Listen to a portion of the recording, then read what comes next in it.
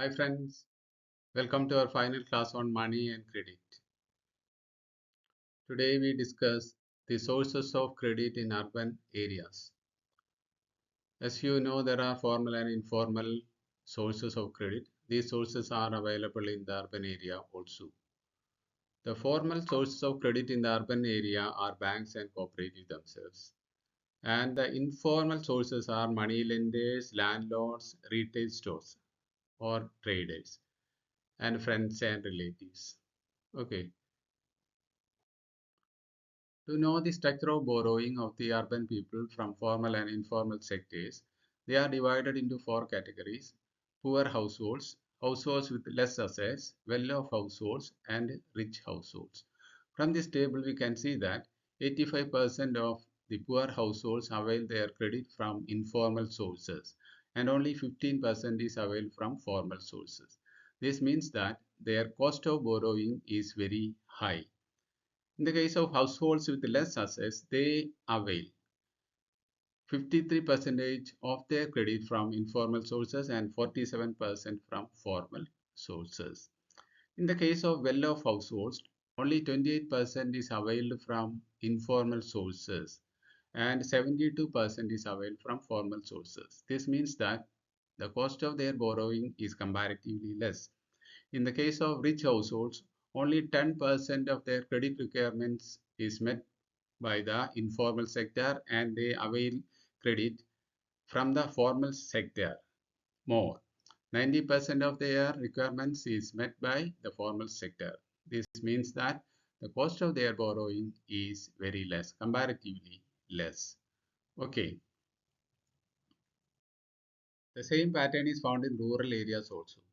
The rich people avail cheap credit from formal sources while the poor households avail credit from informal sources and pay more interest. What can we deduct from this? The formal sector still meets only about half of the total credit needs of the rural people. The informal sector meets the remaining half of the credit requirements. The informal lenders charge a very high rate of interest. Therefore, it is necessary that banks and cooperatives increase their lending, particularly in the rural area. Formal sector loans need to be expanded and to ensure that everyone receives these loans. At present, the poor households are depending more on informal sources of credit. This must change and formal sector credit must be distributed more equally among all households. Why do poor people depend more on informal sources of credit? Firstly, banks are not present everywhere in rural India. Secondly, taking a loan from a bank is much more difficult than taking a loan from informal sources like money lenders. Bank loans require proper documents and collateral. Absence of collateral is one of the major reasons that prevent the poor from availing a bank loan. Informal lenders know the borrowers personally and give loans without collateral. And finally, the borrowers can avail a second loan without fully repaying the first loan. Okay, what are the problems of informal sources of credit? Firstly, money lenders charge a very high rate of interest. Secondly, they keep no records of the transactions, which may lead to manipulations.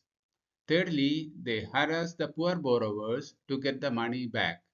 Fourthly, borrowers fall into debt traps. Fifthly, sometimes the borrower loses his or her collateral, say for example, land. Now we come to self-help groups. What are self-help groups? Self-help groups are groups of men or women.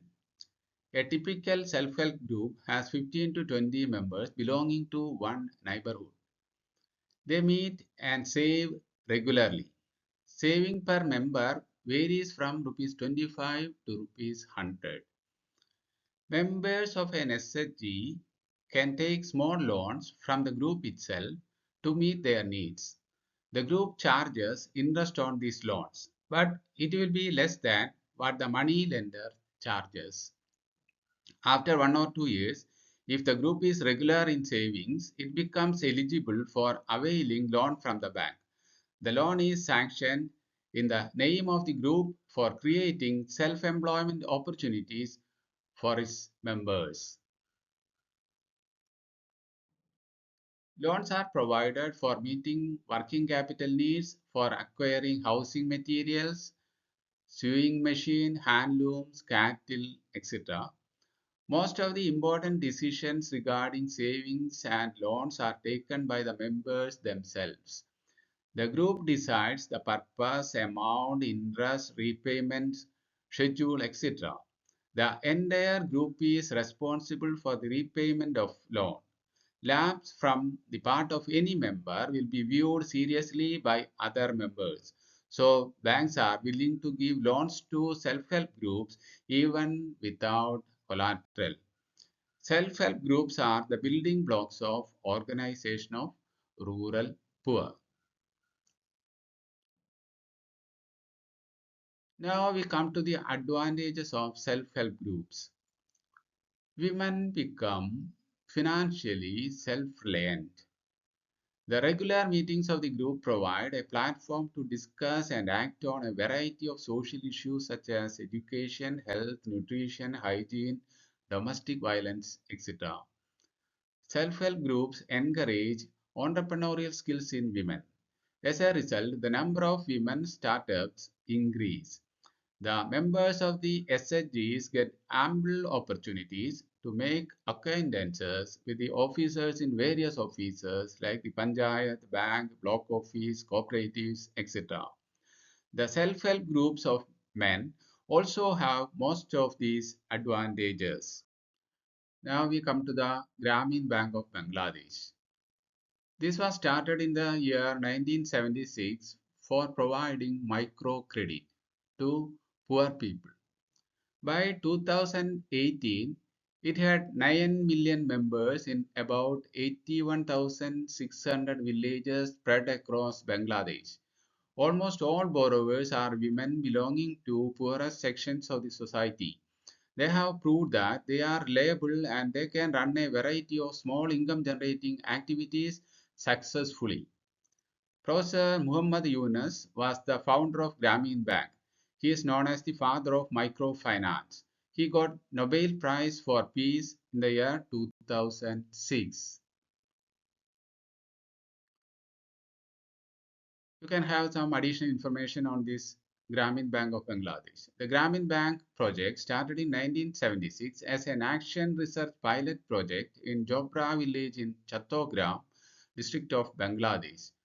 In 1983, the pilot project was transformed into a bank with the aim of alleviating poverty and empowering the marginalized poor in Bangladesh through microcredit.